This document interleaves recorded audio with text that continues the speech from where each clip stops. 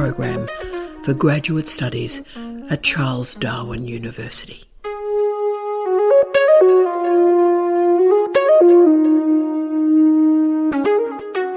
Hello, I'm Tara Brabazon, and welcome to this Touchstone's progression session on the Confirmation of Candidature. The success for PhD, particularly a quick enrolment, a quick completion, is all based on the first year. The success is not only about the research or about the student's ability to complete that first year well, but it's also about the planning that is enacted with timeframes to complete that thesis available and seen from the first year. So let's talk confirmation of candidature. This is the deal-breaker moment in the Australian PhD. This is the moment where we assess whether or not a student can complete a PhD. We are directly assessing a student's capability and ability. Many universities state in their regulations that all PhD enrolments are provisional until after the student has passed the confirmation of candidature in the first year. Until a student moves through the COC, they're actually not really a PhD student. They're not really a master's student. Enrolment can be ended, it can be stopped if the student does not move through the confirmation of candidature. So it is that important. It is, in the Australian system at least, the hard barrier, the deal breaker.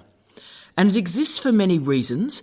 Most importantly, it is determining the student's ability, the student's capacity to do a doctorate. You see, we're assessing both the student and the project. There are many proxies that we deploy to use for this assessment. So what we need to see at this early stage is as follows, I think. Can the student identify suitable research questions or a research problem? What is the point of the research? Is there an original contribution to knowledge? This is, of course, important as originality is the actual definition of a PhD, and it configures the difference from the synthesising masters. We assess writing ability. The student will have to present a major piece of writing, and so that includes a confirmation of candidature document of some form with a proposal, but also a literature review or a systematic review. We are assessing prose. We are assessing vocabulary and the capacity to convey scholarship at the required level. We assess the methods section. Does the student understand methods, methodology, and the difference between them? And of course, ethics requirements are verified and assessed at this point. We're also assessing time management. This is the bit I think people often forget in the COC planning, because what we're assessing is their capacity to plan. Has the student demonstrated good time management? Has the student developed a strategy to finish this research project? And that's called backward mapping and the capacity to configure goals. Oral communication is another proxy. Has the research been disseminated in a seminar or at a conference at CDU or beyond? But remember, that dissemination may also be via digital means, so podcasts, videos, born digital objects. There are also compliance issues we need to confirm at this confirmation of candidature stage. Export controls, particularly for our students in science and engineering, crucial. Does your research have a defence or military end use? Then we get to the third-party agreements. Does the thesis have a formal agreement through research with a third party that may be a business, an industry, a funder? And of course, research integrity. Have you and your student made an overt agreement about the authorship of publications? Have you together assessed and discussed the code of conduct? Now, all of this must be present and discussed in the document and the COC presentation. So what our students must present is a research proposal of some kind. Is this a viable, realistic project? Can the student complete it? So what's in this proposal? Well, the thesis title, the summary of the research, the rationale for the research, research objectives, research questions, methodology, how the research is situated in a discipline or disciplines, theoretical perspective, capital T or small t, a literature review of some kind, and a reference list. Okay, so all of this is pretty basic stuff. This is the benchmark stuff. Can the student do it? Is there evidence to show that they can do it? But a candidate is also assessed as a human, as a student. Are they demonstrating commitment, motivation, intellectual ability and rigour? Again, there are proxies for these attributes: the scope and scale of the work produced for the COC, the professional development that's been undertaken, and this is a way to determine the student's formative development. The first milestone lists all the professional development completed, but also the professional development required, the skills required. There is also talk about resources.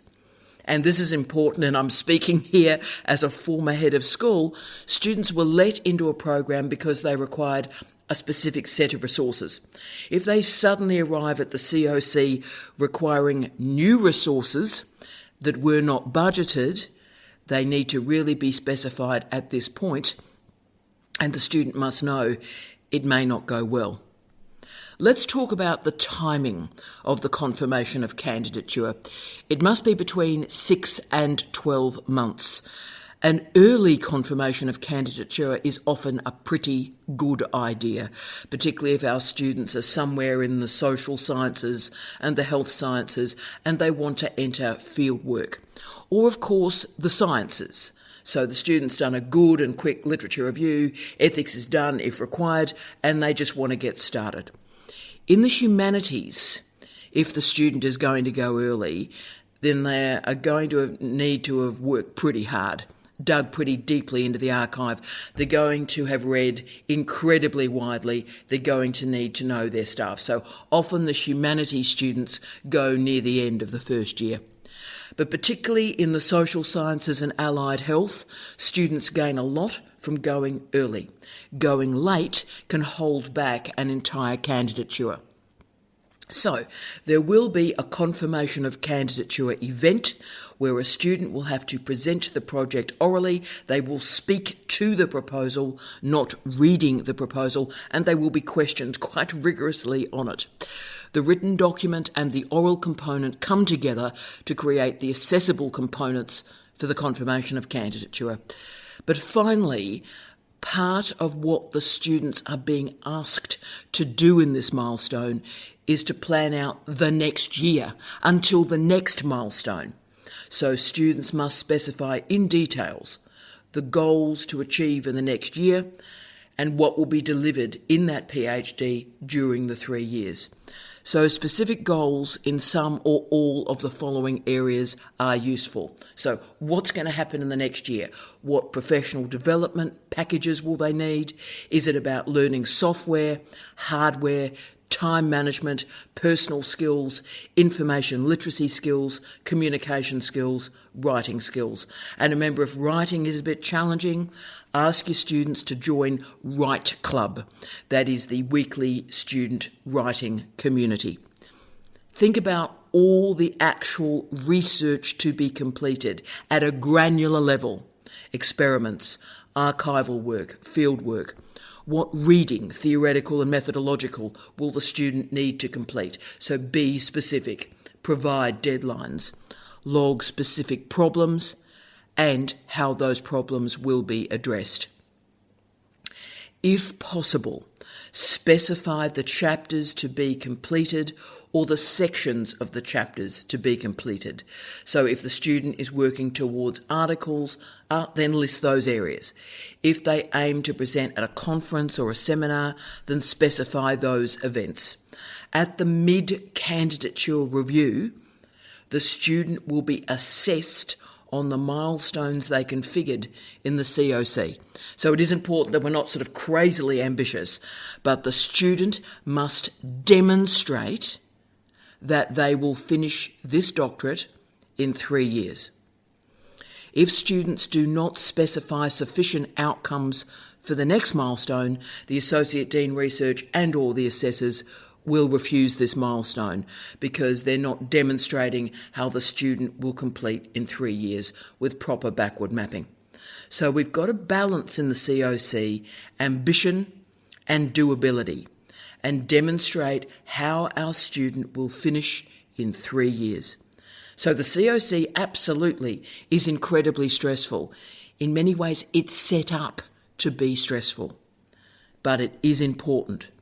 The success of a student, the success of a research project is revealed in that first year. Thank you for your time.